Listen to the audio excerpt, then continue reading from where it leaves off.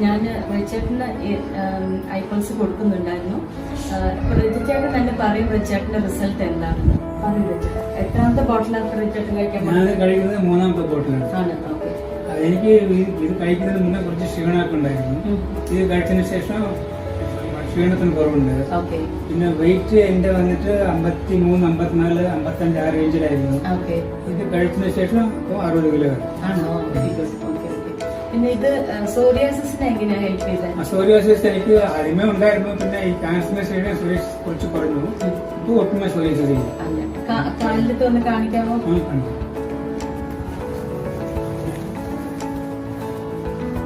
ഇതെല്ലാം ഇവിടെ എല്ലാം ഉണ്ടായിരുന്നു. സോറിയാസിസ് ഈ ഭാഗത്തെല്ലാം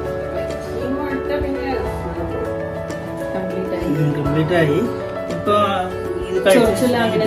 ഇപ്പൊ ചൊറിച്ചിലില്ല. കീമോ എടുത്തതിന് ശേഷം കുറച്ച് ചൊറിച്ചിലുണ്ടായിരുന്നു. ഇത് കഴിച്ചതിന് ശേഷം ഇപ്പൊ ചൊറിച്ചിലില്ല. ഇത് വയറിലുണ്ടല്ലോ അല്ലേ? വയറിനകത്തില്ല. അത് കാണിച്ചത് വയറ്റിലുണ്ടായിരുന്നു.